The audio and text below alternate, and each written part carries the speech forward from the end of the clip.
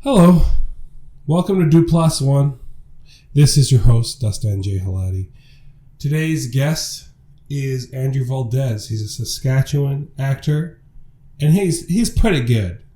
He's up there. One day on the Mount Rushmore of actors, there'll be Tom Cruise, Chevy Chase, Alexa McDonald, Andrew Valdez. That's the future. That's what's going to happen. But anyways, we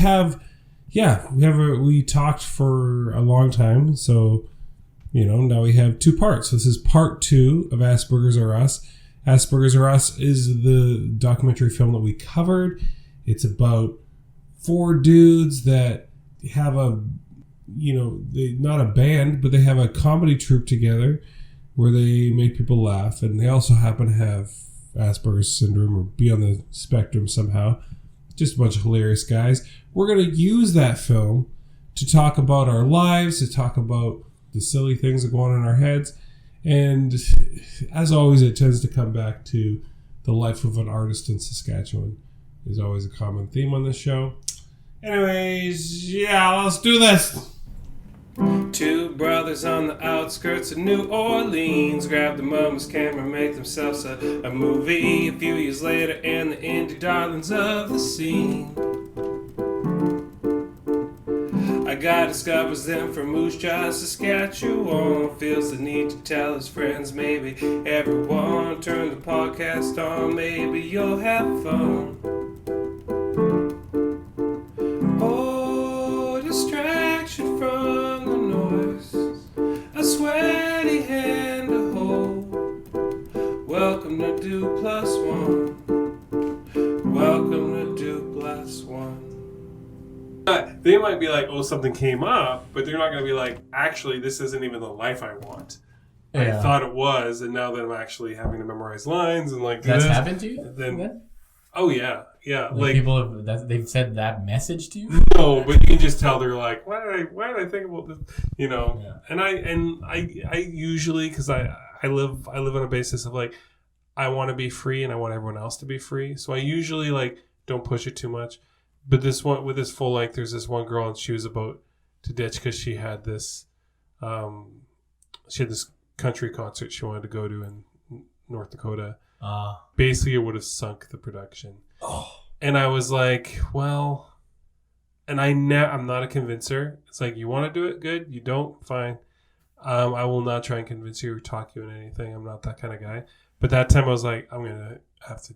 Like, I was gonna have to at least try and talk her into it. Yeah. So I basically like just told her like, you're totally free to do whatever you want, but I just want to let you know, like, 5 years, you're gonna barely remember that concert. In those 5 years, you're gonna see someone else in that role that you did, and you're gonna see that person walk a red carpet, and which it sounds ambitious, but it'll get into RIFA. They have a red carpet. There we go. You'll see, like, you will like see someone else do something that was meant for you. And she ended up doing it. I was like, I talked someone into something because I never even try. Good. But you led with emotion. Very, very important in the persuasion game. Oh, is it? I just don't want to. I hate manipulators, and I feel like people should be free. But the thing is, like, most of the time, people don't know what they want, and so that's tough. So how do you give someone the freedom to be free when they don't even know what they want? Well, I mean, I don't feel you have to beat yourself up too bad, because ultimately you're making her realize something herself. It's not like you're saying you got to do this or I'll hit you or something like that, right? Right, that's true. Like using fear, it's more like you were using inspiration. Yeah. So that I was using what do they call it? FOMO, fear of missing out. Right. It's very strong with certain people. That's a very strong motivator. With this generation, it's huge. Right? For me, it's a pretty big thing. It pretty much drives everything I do. But is that a thing for you? FOMO, fear of missing out? Do you care? Not really, because for some things, when it comes to projects, yes, which I've had to rein myself in, which has not been easy. But when it comes to things like, you have to watch Game of Thrones. How have you never watched? I've never watched Game of Thrones, not one episode. Yeah. I've never watched one episode of Breaking Bad.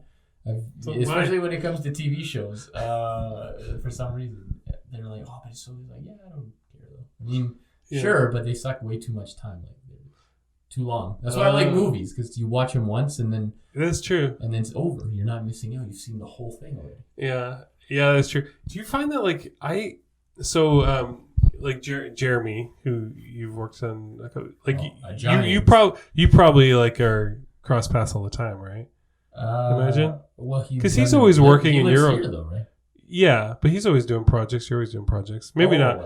Maybe not. But like anyway, so me and Jeremy Ratzlaff. He did help me out with something recently. Oh yeah. Yeah. I see me and Jeremy as creative partners. Right. I don't think he sees it that way, but I'm always just like, we're brothers. We're creative brothers, and he's always like, hey, so how's your creative project going? And I was like, mine. I thought it was ours. I'm gonna go cry now. A single tear, you're gonna die.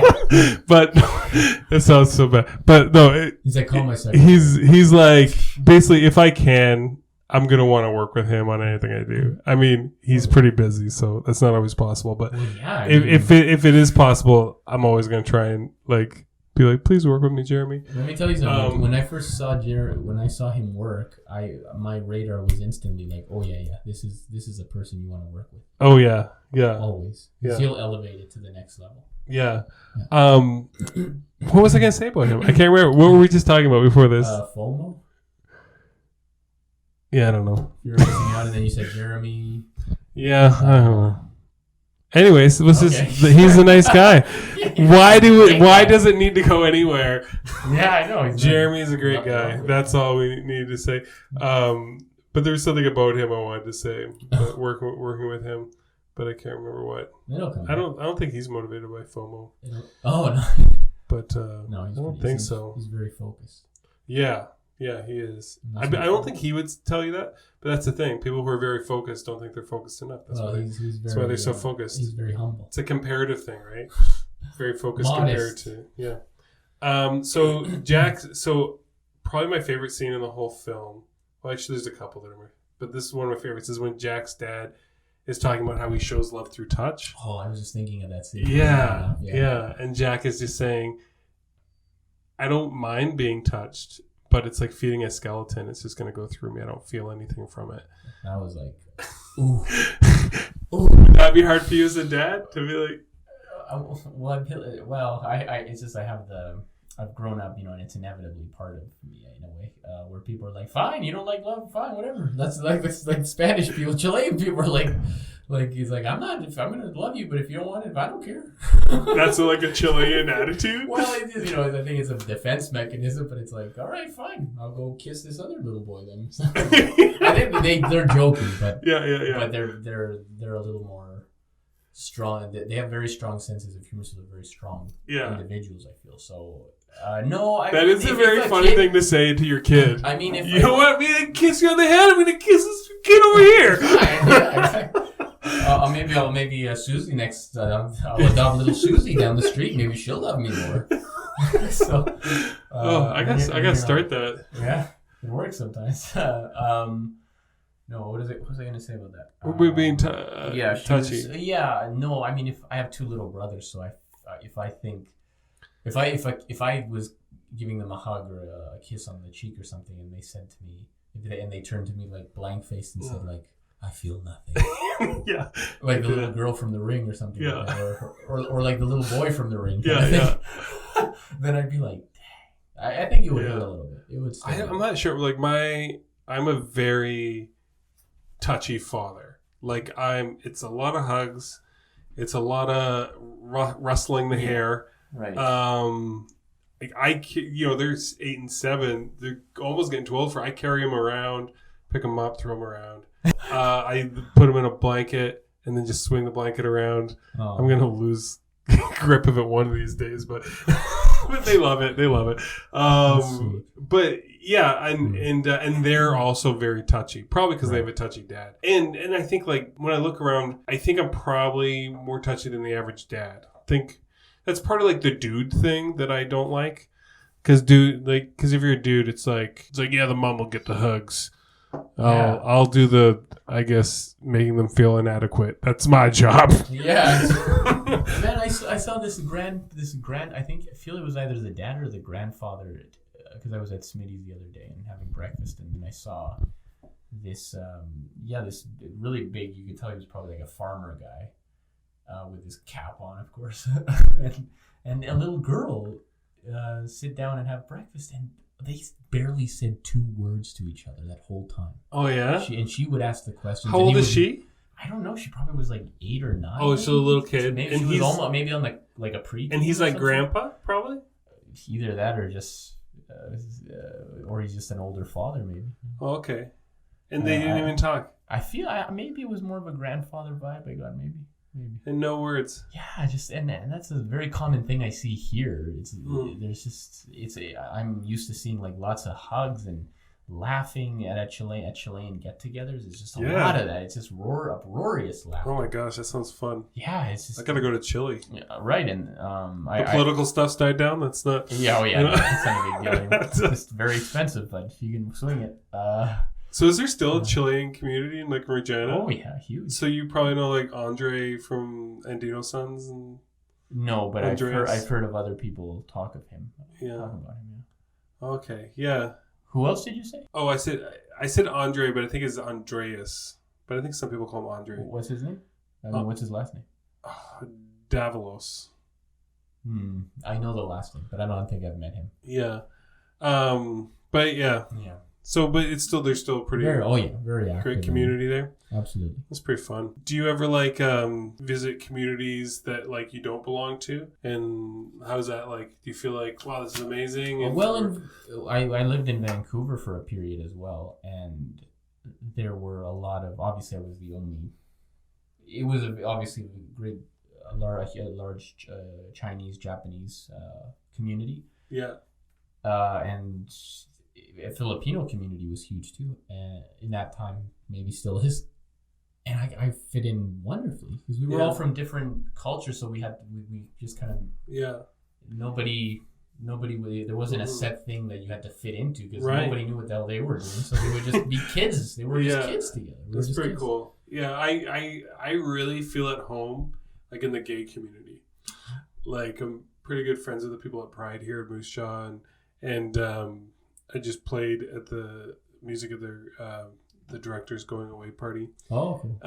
I don't know, and it's like, and I feel like a bit like guilty because like I'm having so much fun and I'm, as straight as they come. But it does just like, because they're so welcome and warm and open, you just feel like you're one of the crew. And somewhere in the back of your mind, you're like, this isn't really my community. Like this isn't really like, I haven't gone through the things they've gone through. I haven't, I've never had, though I had to kind of like, I still haven't come out to my mom that like, I don't think being gay is a biblical sin.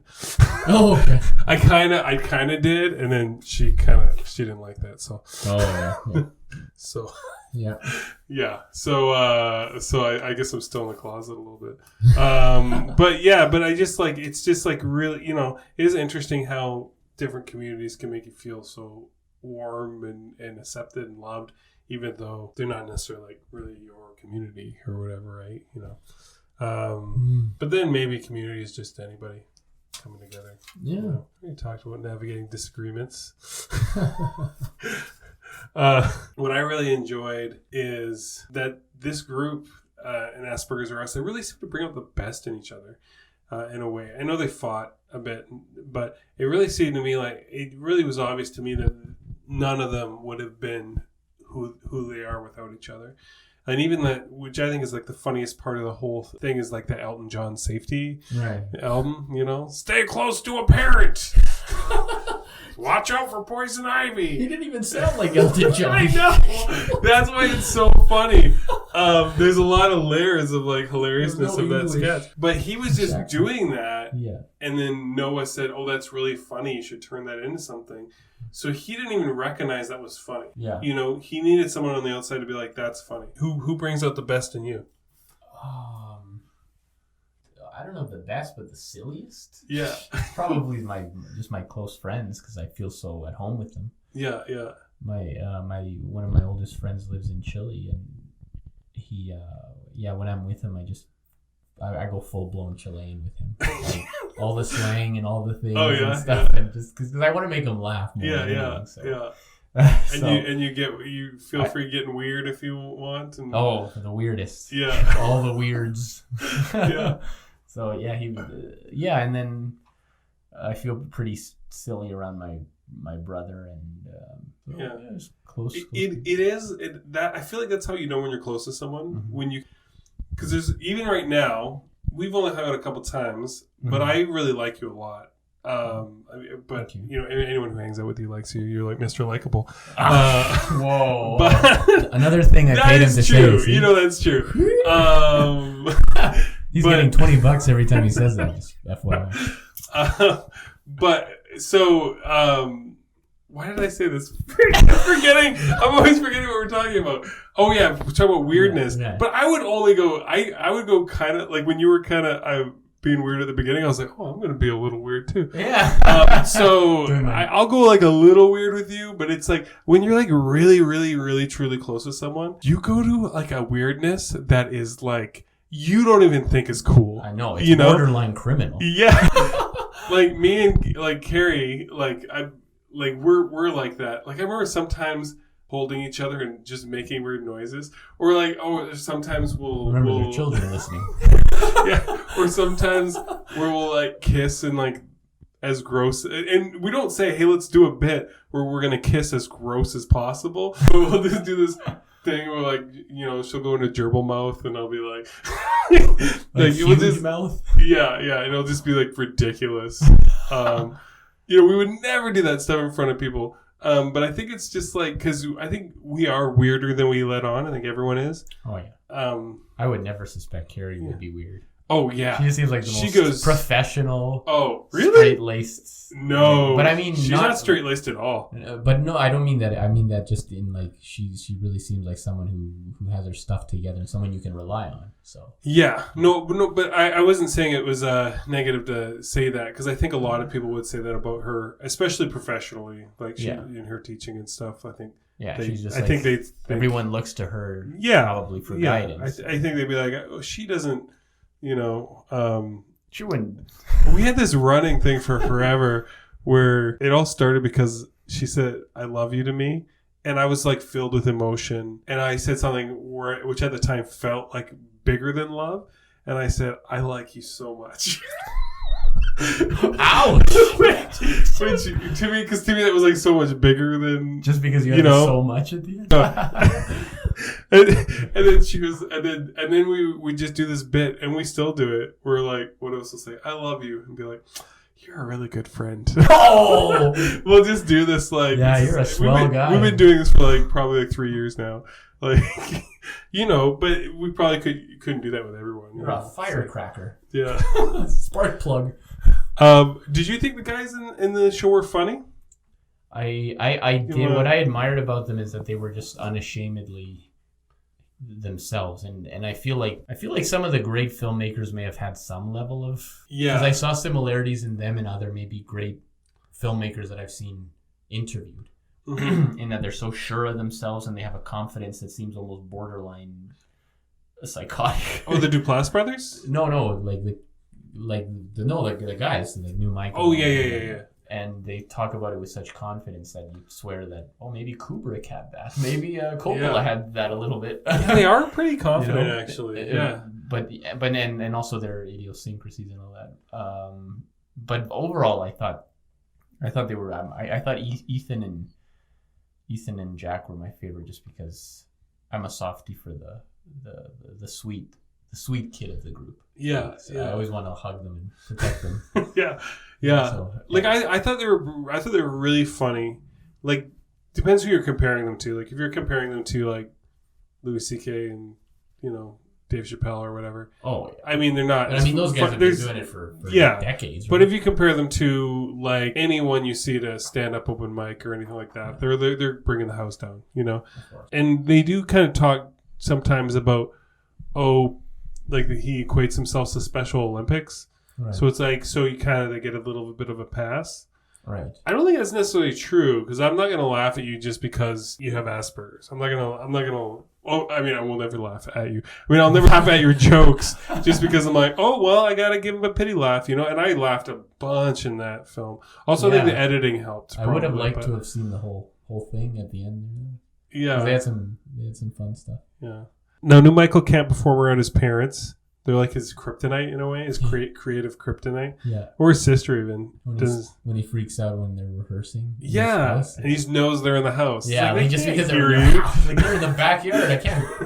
They might smell something. Yeah. And Noah talks about it later. It's like, there are certain people that you just feel, if they crap on my creativity, I don't know if I'd recover, Do you have anyone in your life or anything in your life, maybe not a person, that has a potential to like cripple a performance? The only person I feel on earth that I would feel nervous performing for would be, I say person because I would add the heroes that I look up to. Sure, yeah. But it practically someone in my life, I think just my mentor, acting mentor, Kelly Henderick. If I know he's in the audience, I'm just going to be like, how's the diction? Good. Resonance? Top notch? Good. It's going to be on your mind. It's going to be like one more thing to think about. Yeah. Yeah. Him and this other acting teacher I had, she never directed me, but she worked on Broadway for a number of years. And so she was a lady of the theater, you could say. Yeah. And she was one of these ladies that she did not suffer fools gladly at all. Right. So if she told you suck, she would tell you right to your eye, and she wouldn't lose an ounce of sleep. Yeah. And I just destroyed someone's dream, and they're maybe now going to go work at a financial company, and that was because of me, and she won't care. Yeah. Because she's just like, but she'll tell you, if you have it, you have it. And one day I'm walking down the stairs to go to rehearsal we were doing Much Ado About Nothing. And we go down the stairs to rehearsal, and we're all full of, let's do this. And she stops me because she's going up, and she's like, are you in the acting program? I'm like, no, I'm in this play, and I'm taking a few classes, but just as electives. She's like, I think you should. Nice. Yeah. And I go, oh my God. That was one of those moments where you go, I might not be barking up the wrong tree here. Maybe there is something here. See, so it's very special. That's a thing. Special to me. Like her deciding to say that to you, like she obviously thought it and felt it, but how many positive things do we think about people that we would never say to them, or maybe just don't get to saying to them or whatever? Right. Because we feel it might be inappropriate or something. Yeah, and I always feel like that. You don't want to like the same thing with that girl that I was like, hey, if you don't do this movie, then you're gonna be jealous later when someone else is in your part. Like that whole thing of like saying stuff that will impact other people's life, that scares me, but I mean, like, why, like, if she thought it, why not say it, know? It's like, because that's probably, it sounds like that's one of your trajectory moments. That helps. That's okay. Well, both of them, here. Because both of them have worked on some of the biggest stages in the world. Yeah. And so so they've been to the theater places you want to go, or the film places, and so them saying it clearly is them saying, look, we know 100 other talented people. They're a dime a dozen, but if you continue on, you could mold yourself into something. Yeah, and I also think that about you. And I have been to a theater in the audience. I really loved your performance in Talent. I thought it was just like, you are like the Saskatchewan Ducky. Do you know that film? In what way? Well, just the role, right? Ducky? Oh, Ducky, like John Cryer in Pretty in Pink? Yeah. Oh, it's like the friend that, I've never gotten that one before. It's like, hey, I would like to be more, but you're doing your thing, and you have red hair. You have red hair, among other things. Yeah. Oh, well, yeah. So, it's a Saskatchewan version, but Ducky nonetheless. Yeah. Which is, one of my favorite. I've gotten that. Jason actually told me that once. What? I sent him my reel, and I'm like, what kind of roles do you think I could play realistically? He said Ducky? No, but he's like, you know what you'd really fit, and I know this is gonna maybe this will upset you, maybe it won't, but he's like, you are pegged for the platonic best friend who never gets the girl. Yeah. Like, yes. Wait a minute. No, but I don't. Not a bad role. Hopefully we just start writing new roles that are not tropes at all. That's the hope. So, maybe the role for you is that gritty guy that has the sign that they flip around to show you where the gold store is. It's like that character, of course. Such a trope. I always love. One thing I love about Duplass Brothers films is they always have things in them that you never see in movies, but you see in life. Mm-hmm. I always love that. Those are great moments. Yeah. Like they have in Paddleton, they have an open mic in it. And I'm like, I've never seen an open mic in a movie before. Like an open mic scene? Yeah, where they're at an open mic and people are doing horrible songs. Yeah. But like open mics are like everywhere. Yeah, I feel like they explore things that just, like I said, I didn't realize how many that I'd seen several of their movies before this one. Yeah. In that I saw their documentary, the Wild Country. Oh my gosh, so good. Right, and the only narrative film I've seen of theirs though is the Bronze, with that girl from Big Bang Theory. I forget what her name is. The Bronze. Yeah. You've never seen that? I'm supposed to be the Duplass guy. Really? Which are they? Is it I don't know if they directed or they produced, but they're usually just producers, right? They do so much. Yeah. It's like this show is going to be like anything they do. So even if they just act in it, yeah. Well, sure. Yeah, look it up because I saw it on their filmography. Oh, we'll do. But so the Bronze. That's cool. Yeah, so, because it's this former Olympic gold medalist that she had to stop because she got injured. And also she developed breasts, very large breasts. And she's well because she's she's a very busty actress. This sounds hilarious. So obviously, and she keeps her in the movie. She keeps her breasts what do you call them, tied? Yeah. Because I feel like she's ashamed of them because they ended her career in a way. Wow. She was a gymnast. Yeah. Yeah. Oh and she's just the most foul-mouthed. Like she reams people out. Like there's great like Joe Pesci type moments. Yeah. But it's just odd subject matter, right? Like first of all, that character, I've never seen a character like that really in film before. And you that's not a trope. The gymnast who her breasts get too big, so she can't do her. So she loses her career to her breasts. And she's the opposite of ladylike and delicate. She's like a trucker. She's got a trucker. Well, that's cool. I gotta watch that because I'm supposed to. I don't know if they directed it. I had thought I watched every single thing they've ever done. Really? But I guess I have not. I guess I missed that one. And I have missed a couple. There's a couple that I haven't seen yet. Oh, okay. But most of them I have. But no, I'm gonna go watch. And that one was pretty good. Oh, it's funny. I've seen it twice. Really? Yeah, okay. I'm gonna. I feel like that's like when I introduce people to the Duplass brothers. That's very common where they'll be like, "I've never heard of them," and then they'll look them up and be like, "Oh, I've seen like 3 of their films." Well, because two of the TV films their documentaries are always the executive producers. So it's like if you don't even remember the directors as a film goer, you're not gonna remember the executive producer. Yeah, that's true. That is true. Even I don't mention to the executive producer sometimes. They are like fairly popular, like as a figure, but it just seems like they're one step below like A-list celebrity, Right. It's like they're almost like they peak in the A-list sometimes. Like they're known for their projects, not known for their name. Yeah, and that's probably the best thing. I'd say they also have like they're pretty popular for their name too, but like I feel like when everyone in Saskatchewan knows who you are, that's when you've made it. That's when you're an A-list. Yeah. Because people in Saskatchewan, like generally, like for like, of course, like you or me might be into like some indie stuff, but like if like everyone in Saskatchewan knows who it is, then like you're huge, because we kind of like get everything last. Yeah, it's like no kidding.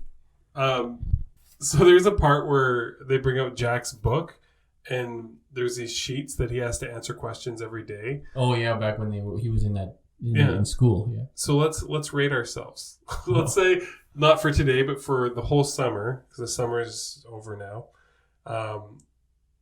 Out of 5, right. I have been a kind and helpful friend. Oh, and you wrote them down actually? Yeah. Oh yeah, you paused it and I paused love it. That Netflix. You've been a kind and helpful friend. Out of 5, what would you say? Kind and helpful friend. Did you help anyone move? Did someone ask and you said no? No. Well, there you go. I didn't know. No one they didn't ask me, period. I feel like I've asked a lot of favors this summer. Me too. So I think others can refer that. I feel but I've been asked things. I know what you mean, though. I feel it's at the point where I call friends and the first thought they think is, what does he want? Yeah. Whereas, like, so you're like, and then you think, okay, well, should we hang out 3 times and then I'll ask them? Yeah. I don't know.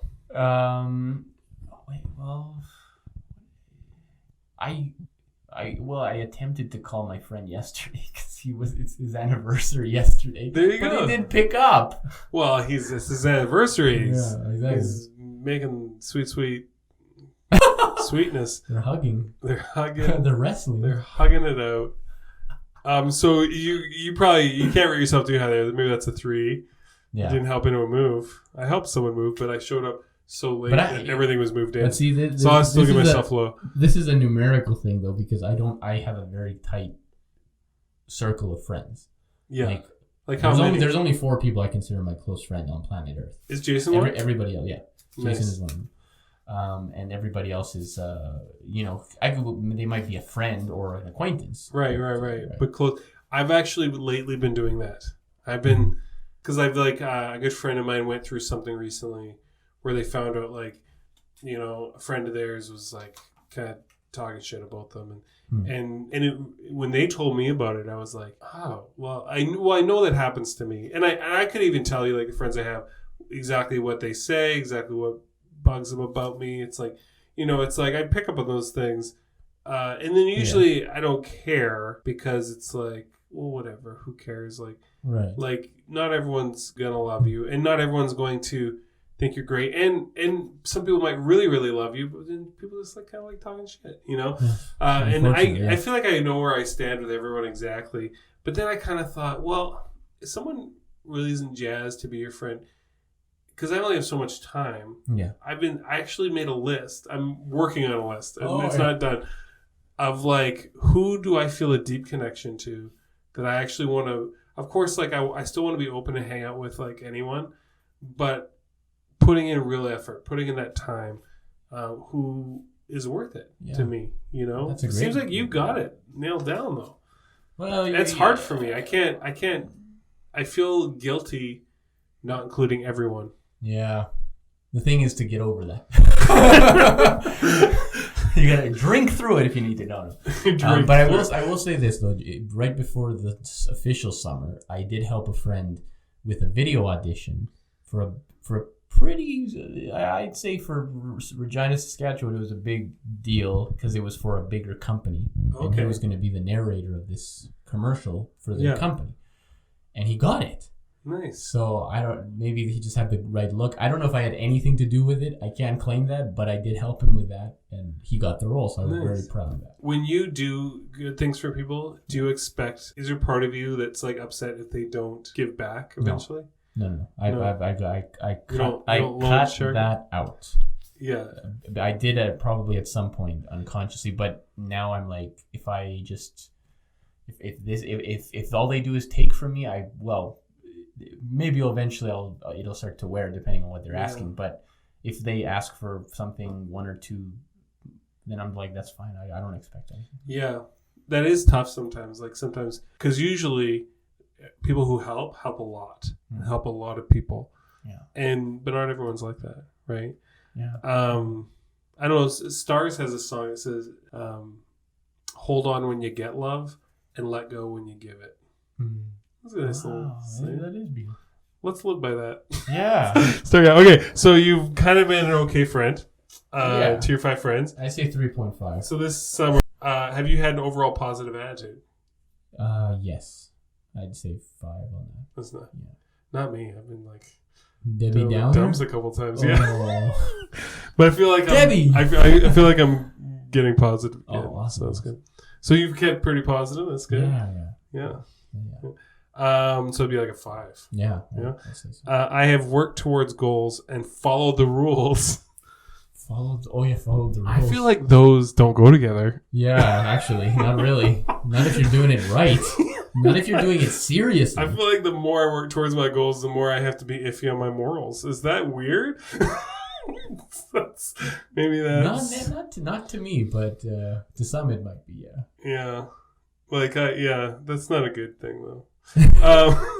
I often have to remind myself, it's good to be you should be a good person, Like, for me, it's like, I'm making myself sound really bad, but it's things like... You're not doing a very good job. So let's say I'm getting a location for a film, and I might say it's going to take 3 hours to the person when I know it'll probably take 4. Stuff like that. It's like, and I know they'll be cool with 4 once we get there, but things like that. I have gotten a little... Yeah. I've used to be like the most honest person in the world, and I feel like I'm starting to get a little dishonest because I'm constantly worried about my creative ventures falling apart. So yeah. So and they are almost falling apart all the time. So it's like, so I feel like sometimes I need to not mention everything sometimes. Yeah. And then. Yeah. Well, honestly, yeah. Well, when it comes to especially getting locations. Yeah. And other people to take a risk on your crazy thing, whatever it is, you honesty's huge, yeah. Yeah, or even there was some kind of risque things in the script. Right. So if there were scenes that an actor wasn't in that had kind of more controversial stuff in it, I wouldn't include that scene in the script I sent to them. Yeah. Because they're not in that scene anyways. But then, later, but now I'm thinking, I think I did the wrong thing, because then they're going to see the film and they're going to be like, oh, I didn't know there was this part at the end where, he burns a Canadian flag or whatever. I don't know. But I don't want to be associated with that. I don't know. But then it's yeah. Anyways, but so you've been doing good. Yeah. I've been doing bad.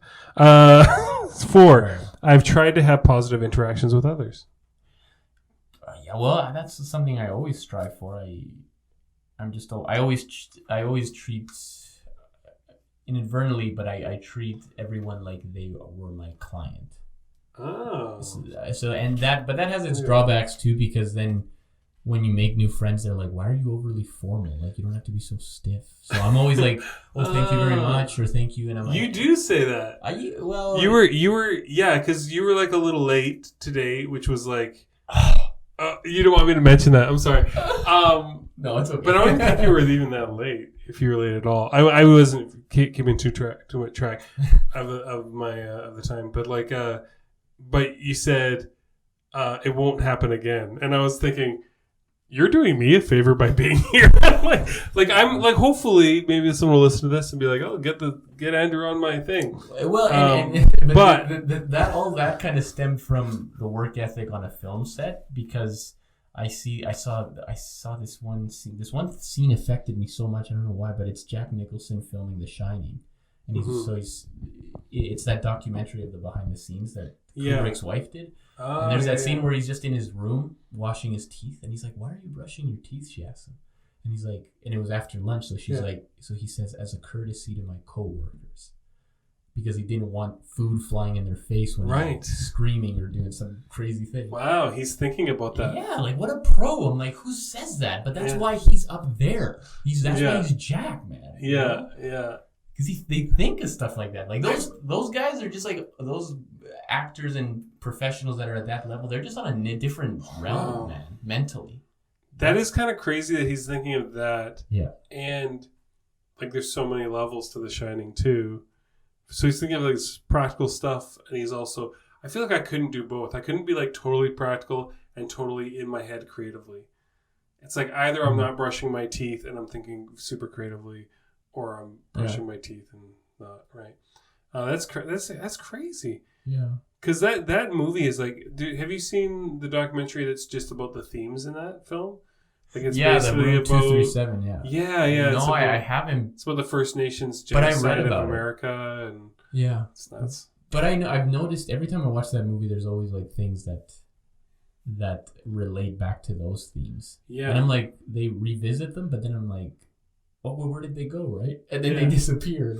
But then, so there's so many layers. It's such a deep movie, man. It's crazy. Yeah, you've seen it a couple times? Yeah, I saw it last night, actually. Really? That's why it's fresh in my head. Are you a rewatcher? Oh, yeah. Yeah? I've seen most Adam Sandler movies like 1,000 times. Wow. Because I love that man to death. I'm the shampoo. You like that part? Shampoo is better. When you say you've seen all of them multiple times, have you seen Pixels? No. I'm mostly his. So I mean, it's a weird thing. It's like came out with some kind of duds lately, right?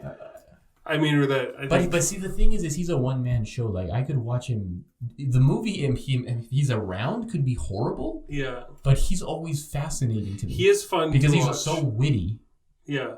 I could just watch him banter with his friends, like in Grown Ups, and that's already like enough for me. Actually, obviously, like, because people generally feel different things about Adam Sandler films. Yeah. But I feel like most of his new comedies they hate. Generally, people hate. Including Grown Ups, but I thought Grown Ups was really fun. I was laughing that whole time like a maniac. Yeah. I basically like anytime he dips into nostalgia. Yeah. For whatever reason. So it's like, Click, he does that a bit. Right? Oh my god! Don't even talk to me about Click. It's like he's really pulling from his childhood experiences to come up with some of this stuff. But you gotta appreciate how Click is so brilliant because Click makes you laugh uncontrollably and then brings you to tears. Yeah. In one movie. Where do you get that in one movie? It's amazing. Yeah, not very often. But it is funny that there's like crazy emotional scenes and then there's him who's like, I'm playing with my flab, but like that. Oh my god, I'm a fat guy. Oh my god, I'm a fat guy. Yeah. I'm like, yes you are. Yeah. Yeah, no, he like I will admit, like, so my favorite film he ever did was a Judd Apatow film. Oh yeah, Funny People. I've seen that, yeah. And I think like that's probably the best. He's done like quite a few dramatic roles, but like that's probably my favorite that he's ever done. Yeah. And plus, it's got like this history of like because him and Adam Sandler and Judd Apatow were roommates. Yeah. It's just crazy, right? I know, right? Yeah. Well, there's other crazy ones. Did you know Dustin Hoffman and Gene Hackman were roommates? No. Yeah. Yeah, they were. That's interesting. And Dustin Hoffman and Robert Duvall were roommates. Yeah. And I'll give you another one. Jack Nicholson and the screenwriter for Chinatown, Robert Towne, were roommates too. Wow. Yeah. That's crazy. Yeah. Fate. Oh, here's one that you probably don't know. Matt Damon and Ben Affleck. Oh, yeah. Did you know that? They wrote a little film called Good Will Hunting. Here's one. Ethan Hawke and Uma Thurman were roommates when they were married. Oh yeah. Okay. Was it Uma Thurman who married? Yeah, it was. I would hope so. Jack says something during this film. He says, humor is how he learned to make a bridge between him and the world. This is how I found my identity, by making jokes. Actually, we already talked about some of this stuff. It's a good quote, though. What? Okay, well, I will ask, like, what are your bridges to the world? How do you understand and interact with the world? Oh, man, I don't even know if I belong in this place, to be honest. Yeah, you do have no identity. I think we all feel like that. I think we all feel like that at some point, though, right? Honestly, like, I feel when I'm in a space where I can just be myself, that's really when I feel really connected. Mm-hmm. Like when you're in a space where you know that if you say this thing, you know. I think that's why people shy away from anything like salesman-like or professional or too overly formal. Yeah, that's probably why guys don't like to wear suits. I like wearing a suit. I love suits. I like it too. Yeah. But I've heard there's a lot of guys that are like, yeah, I gotta wear a suit and stuff because feeling that thing of like sterileness is not pleasant for many people, I feel. But when you're just like, in a theater space or in just a place where you can just shoot the shit with your friends, like that's like you being fully human. Yeah, you talked about this earlier, that you don't really feel like you belong to groups or group identities, which is interesting because in a group, groups give you something. That's why people join groups. Right. That's why people are like, I'm left wing, I'm right wing, I'm this, I'm that, right? Yeah. Because when you join a group, you get some things. One of the things you get is belonging. Right, that's big, yeah. But it does rob you of your individuality a little bit, right? Because you have a co-identity. Yeah. You have to but the thing is, it's like if you're outside of the group, you don't have that strong belonging. Not that you don't belong anywhere, but you don't have that strong, like, codependent belonging. But you really get to be you, you know. So I think there's a bit of a push and a pull there. Certainly, yeah. And probably everyone's a mix. Like, you obviously feel like you really belong in some places, right? Yeah, and I'm sure there's things that you're not consciously aware of. Like, I feel like I'm really welcomed in the film community, so that helps. But I never did it to be liked. Right. I just did it because I enjoyed the work and I wanted to be as professional as possible. So out of that, I was welcomed, I suppose, right? Yeah, yeah. But it wasn't like, love me.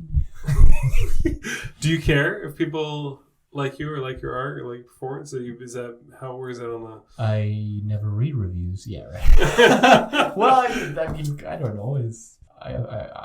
I'm gonna lie. Like when Patient 62 came out, I read all the reviews. Who am I kidding? Like, and what was the response? Well, there was like 4 or 5 reviews from like, you know, these guys that write reviews for genre films or like, you know, the underground gory or kind of dark type films. Yeah. There's a huge niche there. So, so a lot of them there was like 2 or 3 out of 4 that had at least something positive to say. Yeah. And then there was one guy that said, the acting's not that great. But he just said it in general. Yeah. So obviously he wasn't talking about he wasn't talking about you. I don't know. But at least he didn't single you what he should have done? It's like he should have this is how he should have been nice. He should have said the acting isn't great except for one person who's phenomenal. Oh, well. But not mention anyone. And then everyone's like, well, obviously that's me. Amazing. I acted the shit out of that. Yeah. I mean... Can we swear here? Yeah. Okay. Totally. I've sworn a couple times, I think. I think I said... I'm following your lead. The shword. The shword. When you're in grade 5 and the teacher would go, shh. Did you ever go, it? No, I did not. I didn't know that was a thing. Fun one. That's a fun one. Yeah, that's a rural Alberta. There we go. No. I went to school all over the place. So yeah. You've had like a cool life. Yeah. So did you notice like a big part of these guys in Asperger's or us? They're very punny. A lot of their jokes. Yeah. Do you have any favorite puns? All of Batman and Robin. The movie. Chill, everyone. Chill. Chill, everyone. Chill. Do you really like that film? Well, I didn't realize there were so many puns in it until I grew up. As a kid, I was just like, oh, they're using funny dialogue. That's funny. I thought that movie was a masterpiece when I was a kid. And then that I grew up and film critics are like, no, it's pretty terrible. Yeah. But I still enjoy it, actually. Yeah. My brother has like a YouTube channel where he reviews kind of like nerd stuff. Oh, yeah. And what's it called? I always tell him just to bug him. It was called Laser Dude 99. Nice. Laser spelled with a Z because he was homeschooled and the grammar didn't take. So, like, my spelling's bad enough, but like, but I wasn't homeschooled. But my 3 younger siblings were, and their spelling sucks. Sorry, guys, if you're listening. But sorry, not sorry. Yeah, but no, he does really good reviews, and but I always tell him when he's like, "What's your favorite Batman movie?" Which I don't care about superhero films for the most part, and so I'll be like, "Batman and Robin, man." Yeah, and it just makes him so mad. I'm like, "It is so good," and then he'll be like, "No, it's not. It's the worst one." Talk about a cold shoulder.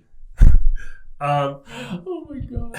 So the documentarian asks Ethan, what are you going to do with your life? He says, I don't know. What's your life plan? Do you have a plan? Or are you kind of like, these are the things I'm doing and we'll see where it goes? Because that's kind of Ethan's thing. He said, well, I'm going to do stuff and we'll see what happens. But you often see people, especially actors, they'll have like a plan where I'll do this for 5 years. Or you give yourself a time limit, or you say, well, I'll do this for this amount of time, and then I want to go into directing. Or like, do you have like a specific plan? I have set myself a timeline, but I always leave those very tentative because life happens and Right. Things can, so I don't like marry that concept. Yeah. But I'm always very driven day to day. So, I know if I continue at my pace, like it's gonna, things will be fine. But it is a journey, you know. So I mean, but I for sure like become a professional actor, like, and make my living like that. Yes, that is absolutely what will happen. Yeah. And do you like, is your plan like do it in Saskatchewan for this amount of time and then do it somewhere else, or no? I want in North America. Yeah. Oh, yeah. But what I mean is, like, are you ever going to move? I guess. Yes. Yeah. Oh, you are moving. Yeah. Vancouver. I did not know this was part of the plan. Yeah. Vancouver. Do you have a date set? I did have a tentative date, which would technically be next year, by next January. Would be I said this like 4 years ago. This plan. So, yeah. So yeah, this is gonna be a big year. All right. It's gonna be a hustle year. Yeah. So get a bunch of Saskatchewan stuff done, and then. No, I would even feel get your reel. I would feel comfortable. No, I've got that. Your reel's pretty packed, I imagine. I feel good about it. I just got it done a week ago. Oh yeah, nice. And now I'm currently working on my website, and that's been a great experience so far. Like a cool creative project.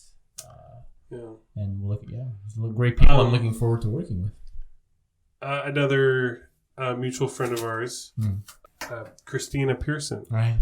That was her one. I remember one night I went up because I wanted to make a poster for The Young Wife, which I must say, it's like I like, if I'm ever doing anything and you want to, that's like, I mean, obviously all the stuff I'm doing now is pretty low, but as soon as like I'm doing a project that has any type of merit or money, you get any part you want. Oh, come on. because you're good, but also there's another $20 when we shot The Young Wife, and you had a scene that you totally nailed, and then we couldn't get you a ride back to Regina because we shot in Saskatoon, and you ended up staying and just helping finish it, and probably wouldn't have got done if you didn't do that. And because we were like kind of sure, you know, some of the crew ditched and whatever. Anyways, but like, I didn't know that. It's always, I don't know how you get so lucky. No one ditches on you. But anyways, so we had a couple problems on that shoot, and then went back and forth on forever, but we ended up cutting your scene because I should have never even written that scene. It was so out of left wing. It was basically like, it was, you know, on Scrubs where they think about something and then the other scene plays out. Yeah, like it's like scene. Yeah, it was like whoop, did this in the middle of this kind of dramatic short, and initially I had written in like 2 or 3 of those, but had edited those out, and then there was just one left, and just on itself it didn't work, and it was like, and I felt so bad about that because you helped out so much, and then you know, took time and to come up. So anyways, so I always felt, but I was going to talk about, the reason I brought this up is because Christina Persson was on that shoot. She's the young wife in that. And she was going to move to Vancouver. I remember her telling me that. Yeah. And I remember I went up to, I wanted to make like a young wife poster. It ended up being like, someone just drew a poster instead. But I was like, I suck at photography. And I was like, I'll just take a picture of her. And I had this picture in my head where she's like, her mascara is like dripping. And then I took some pictures of her and none of them turned out. And it was just kind of like this, like, and I felt so bad because I was like, oh, what am I doing? And it's like kind of like you go in a situation that I should have gotten a photographer. And so I felt really bad. But that night she was telling me, tonight's the night I decide if I'm going to Vancouver or not, because there's this guy that she was, I don't know if they were already dating or that was like the night they were going to decide if they were dating. And then whether or not, however that conversation went, she had to decide, am I going to go to Vancouver or am I going to stay with this guy? And he seemed like a cool guy. He ran like a local pub or brewery or something. I think she's with that guy now. I think she's still with him. Yeah. And I remember that night, I told her what was it? There was something about like, there's this phrase we came up with because I was like, oh, so this is either like this person you might be with the rest of your life, or it's nothing, and you're going to go to Vancouver and he'll be a distant memory 5 years from now. But it's like, this is like a huge moment. And I even and we joked about it. And then I said, I'm going to write a song about this. And then I actually did write a song about it like that night. And then I sent it to her, which is probably weird. Like looking back. Don't take my life. Use it for your music. Like I wrote it that night and sent it to her that night. She was probably like, this guy's such a fucking weirdo.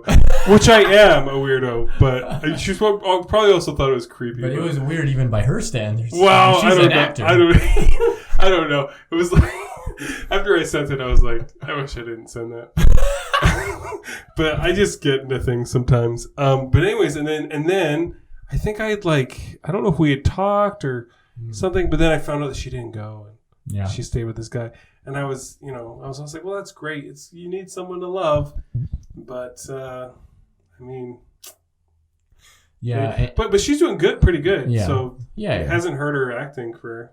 No. But you see, this is like that. This is always that conflict between love and ambition.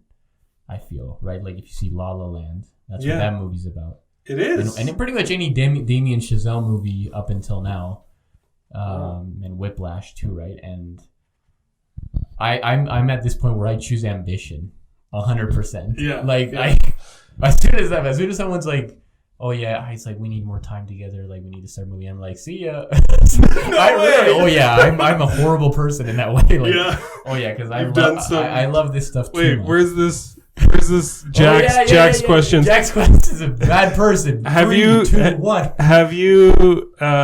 dumped anyone because they're getting in the way of your memorizing lines? Yeah. Oh yeah. So that's a hard 5 or whatever. Well, that's and I think I would be like that. But I mean, to be honest, like I don't go looking to hurt people. I just don't get into relationships. It's that simple. Right? And it is kind of hard because like people don't. If you're pursuing a goal, that's not like an easy goal. Like, oh, I go to school for 4 years and then I go to this thing and they hand me a job. Yeah. If you're pursuing a goal that's more difficult than that, that relies a lot on talent and work, but then also on luck. I mean, and also in just on like, I always say it's like stuff like this. It's like playing the lottery, but every time you work hard, you're buying another ticket. So you get to buy a lot of tickets. Mm-hmm. I'd say as many as you want, but there's only so many hours in the day. But you can buy as many as you want, but you're still playing the lottery. Yeah. But it helps that I have never really envisioned the life of the 9 to 5 come home to the family type thing. Right. My father and mother had that kind of life going on, and it just never, even as a kid, it was like, I didn't appeal to me. I was like, man, my dad looks like he has a boring life. But that was to me. That was to me though. So it was inspiring. No, but opposite inspiring. But I knew from a young age. I was like, that's not the life for me. I feel. Yeah. No, that's absolutely. I think if you can do that 9 to 5, and you just come home to people you love, and the hours are very laid out, and you don't have to sacrifice too much. I think if you can do that, people should just do that. Like, because this is what I've been thinking. I'm constantly being told to follow my dreams through the media I watch, through the movies I watch, through the books I read. But here's the thing. I'm hearing this from people who made it exclusively. I am not hearing it from the people who failed. And I feel like it's like, but because they're not going to make the movie that says follow your dreams. They can't make it. They didn't make a movie. Yeah. Though I feel I need that, and I need that to stay positive. I do need that motivation, but at the same time, it's like, it's tough. Like I can't really do anything but pursue creative goals. Like I don't know how to let that go and be someone else. If I could, I would. Well, it's part of you. Yeah. You know why? And I guess that brings us to this, because this has been, there's the part where the film where Noah's on the swing and he's pumping and he's talking about how he makes art.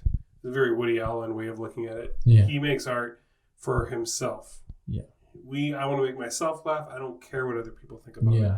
Which is also a very, I guess if you're an Asperger's artist, it's a very Asperger way of looking at things. Yeah.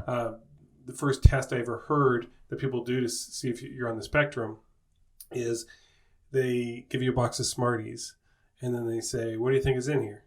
And they say Smarties. And then they're like, open it up. So they open it up and there's pencils inside. It's no Smarties in there. And then they say, okay, someone's walking, and then they close the box up again. They say, oh, someone's walking by. What do you if you ask them, what do you think they would say is in the box? And if you're on the spectrum, you might say pencils. Right? So they can't see someone else's. So yeah, it's harder for them to see what other people see about things that they know about. So, which is actually a huge skill set when you're talking to someone, because we are, even in this conversations, we're constantly navigating what does the other person know. Right? You might be like, well, they probably know about this, but if like maybe I'm talking about something I think, well, maybe he probably wouldn't know about this, then I would explain it. I mean, well, this is, but yeah, so kind of like that is a kind of Asperger's way of looking at things. What do you do? Are you making art just for yourself, or are you got the audience in mind? We Jason and I have always lengthy debates about this because we'll see we'll see experimental films, which is huge in the city here. Or in Regina, and maybe Moose Jaw too. I don't know. No, not really. But Regina, Saskatchewan in general. Yeah, there's a lot of filmmakers that like to play with film and do the kind of non-linear experimental type projects. Sure. But Jason and I can't watch. I mean, we can't comprehend like who you're making that for. Like it's just it seems so self-indulgent with and they win the awards. With all due respect, I mean, I can appreciate it, and I've told this to other people. Aaron, actually, from Crush Rockets, I've told him, like, I can appreciate the technical nature of what they're doing. I'm sure it's complex, and there's an aesthetic beauty, but nothing very. I'd go as far as to say there's very little more than that. Yeah. Because there's no story. There's nothing for us to engage with. Right? Mm-hmm. So although I would say that if we write something with Jason, we are writing it for ourselves.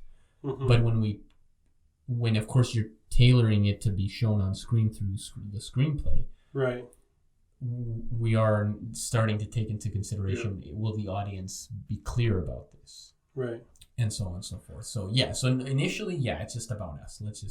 What's funny to us, right? But then there's a balance of like let's make sure that this is funny, but that they know it's funny. It's clear that it's Plus, I think if you make something you like, odds are there are people out there like you. You find an audience. Oh yeah. Like if you like it, then finding your audience, like that's a difficulty. Like Quincy Jones would say that if you make something that gives you the goosebumps, there's a huge chance, almost a certainty, that it's going to give someone else the goosebumps. Yeah. So totally. Yeah, I mean, that might be like people do have different tastes a little bit, but generally. But there's 6 billion people on this planet, so there is. So I have such confidence in that process. Like, so for me, getting started isn't really a difficulty because I know no matter what I make, as long as I put focus and love into it, it will find an audience. Yeah. I think it's hard to find an audience when you're in Saskatchewan. Just I even think like even the algorithms for like YouTube or whatever, they gotta be against us, right? Because it's so rare that anything goes viral here. Because it's gotta be. Because I imagine you have to have it works where there's a certain base that you need, and then everything's built off of that. The algorithms are built off of that, and our base is very small. In our province, there's 1 million people in the whole province. Most cities have at least 1 million in them, right? Yeah. Throughout the world. So I imagine like we're probably at a disadvantage because we don't have that strong base to start things off. And I imagine it's not per capita when they're like, well, your province has 1 million people. So even if 80% of the people in our province see something that we did, that's not a lot. So I don't know. I wonder about those things. I don't know what those are. Yeah, for sure. And I know you say you want to be successful and you want to act for a living. does fame a thing that like you care about at all? Does that appeal to you? No, I mean I've seen I'd say at this point maybe hundreds of interviews with people that I look up to that have that, and it's just unanimously a lonely existence. I've come to learn. Yeah. So I'm not the kind of person that's like, yeah, but it'll be different for me. It's like, no, relax. It probably will also be very lonely. So no, but the actors that I really admire aren't that famous by today's standards. Like Robert Duvall, for instance, or De Niro and Pachino. Like they're iconic. Like they're iconic, but they're iconic for their work. So they're not personalities. Like, people don't invite Al Pacino on interviews for the most part because he's not like a Kardashian. He's not like someone who's like always in the lifestyle. He probably doesn't have a Twitter. Exactly. Probably. That's exactly. They're known for their work, and when it's like Daniel Day-Lewis, right? He'll come out and do some interviews for the work, and then he just goes back to being whoever he is. Making shoes in Belgium, In Belgium, exactly. So, no, I don't ever have that as something that I would really want. Like, I just want to do the work, and if that's somewhat of a byproduct of the work, sure, but I feel like I have a grasp of how to manage it at least an outline. When that occurs. Yeah. Okay. That's all the questions I have. Yeah. Awesome. I will. What do you want to plug? So people can watch Talent a couple different places. I watched it on Hoopla through my library. Oh, that's awesome. No, it's on iTunes. No, I didn't. I watched it through Google Play. Oh, okay. It's on Google Play. Yeah, Google Play. So actually, I had to pay money for that one. $4.99. Holy cow. Thank you. Did you get $1 of that? No. I already got my share of the pie. It was a good pie though. For Saskatchewan standards, it was a good pie. Oh yeah? Yeah. Oh good. We had some funding or something. Oh yeah. Oh, that's nice. And what was I gonna say? Yeah, so it's on iTunes, Google Play. Those are the main, and I think those are the most popular ones. So just everybody knows Google Play and iTunes, so you can just go there. And what else you got? It is a great. It's an entertaining, lighthearted film, and it also is in a Guinness Book of World Record holding film. So that's very unique. So, and it was made right here. It was made in Regina. Yeah. And another thing probably good to plug is Rock Bottom, the web series, which is pretty funny. Yeah. Pretty hilarious. I laughed a lot on that. Oh, did you? Yeah. Oh, awesome. Like that whole part about like them cutting up that guy's dead body. Like, well, you guys. Yeah. Believe it or not, that was the least awkward part of that scene. Really? Mostly that I had to kind of straddle Roman, our actor, for a couple of minutes. Yeah. Nice to meet you. And you met him that day? Oh, no.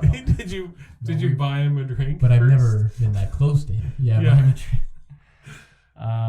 So that was produced under Jason and I and our channel, Character Flaw Productions.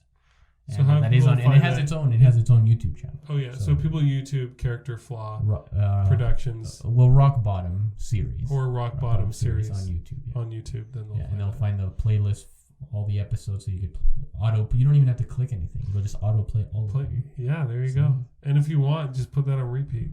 Yeah. Just get those views.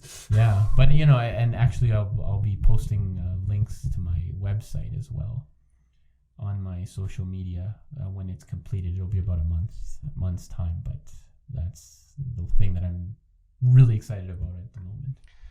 All right, so this is Andrew Valdez on Duplass One, and this was Asperger's or Us was the film we're covering, and the ending of I'm not very good at ending podcasts. You need like a sign off, like Walter Cronkite. Get out of here! Get out of my yard! Like Walter Cronkite.